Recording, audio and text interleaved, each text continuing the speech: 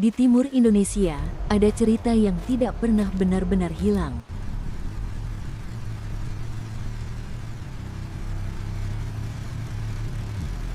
Tentang sesuatu yang tidak selalu terlihat sebagai dirinya sendiri. Suatu malam, seseorang menabrak sesuatu di jalan.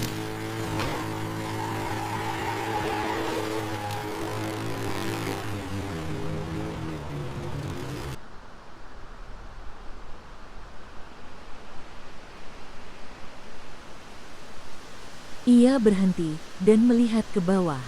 Ular itu sudah mati, tergeletak, diam di jalan.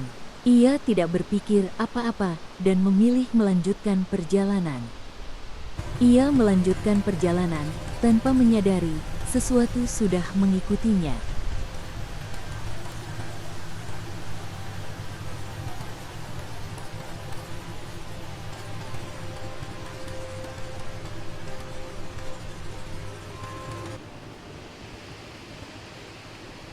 Ia berhenti, dan saat itu, seseorang sudah berdiri di sampingnya. Bukan datang, tapi sudah ada. "Kamu melindas anakku."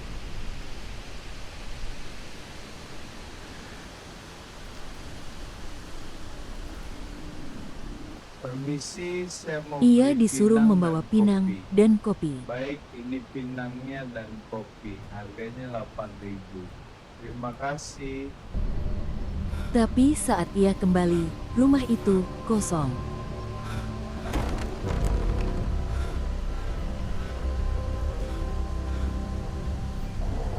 Sejak malam itu, anjingnya mulai berubah.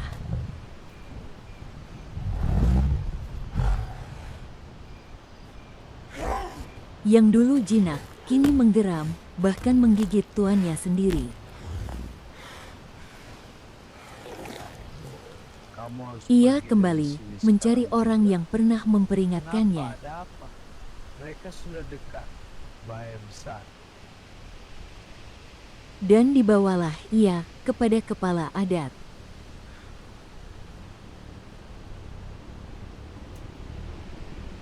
"Kamu belum menyelesaikan apa yang diminta."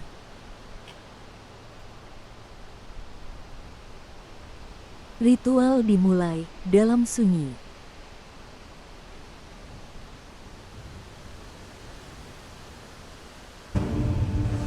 Jangan buka mata.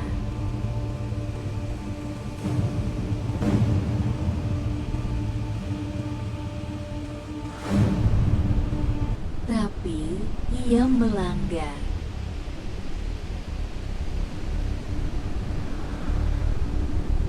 Di atas kepalanya, sesuatu sudah berdiri.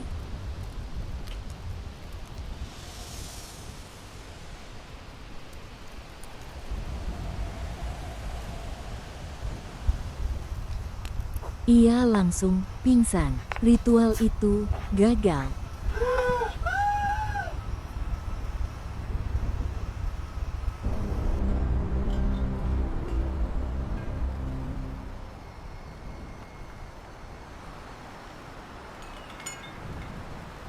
Tapi, cerita ini tidak berhenti di sana.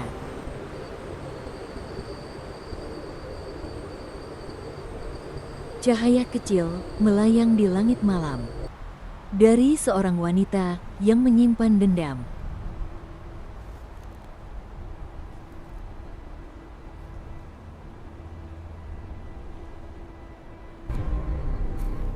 Ia melihat seorang lelaki tua pulang dengan hasil yang melimpah. Dan sejak saat itu, sesuatu tumbuh di dalam dirinya, iri. Malam demi malam, ia kembali, bukan untuk berdoa, tapi untuk sesuatu yang tidak seharusnya dipanggil. Hingga 40 hari, ia melakukan sesuatu yang seharusnya tidak dilakukan. Spirits of the night heed my call. With these hands I bind you.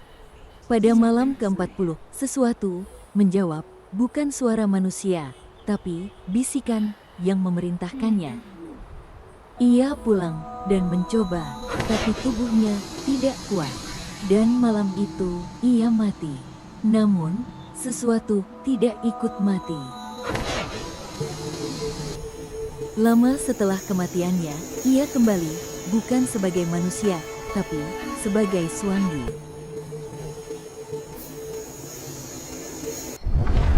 Ia tidak masuk melalui pintu, tapi melalui bayangan tanpa suara.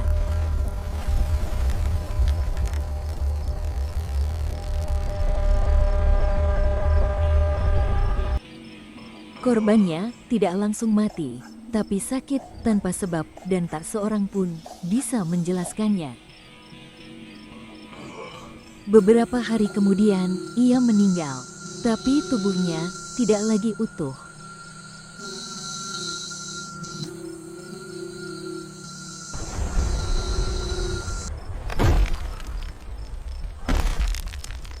Ia menari di atas pohon, tanda ia telah mendapatkan tumbal.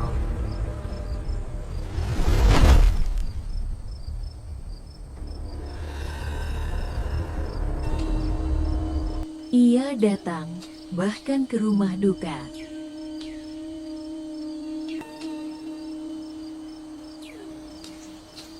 Mengambil air bekas mandi mayat dan mengusapnya ke wajahnya untuk memperkuat dirinya. Di malam purnama,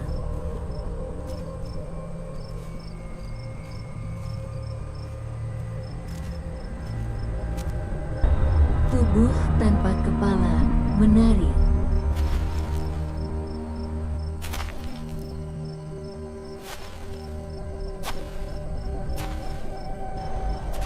Tidak semua yang kita ganggu akan benar-benar pergi.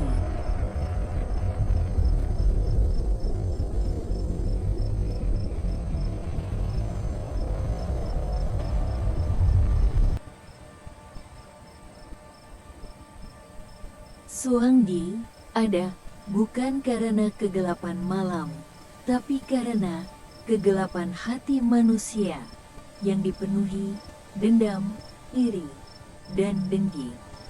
Dan selama itu masih ada, Suanggi tidak akan pernah hilang.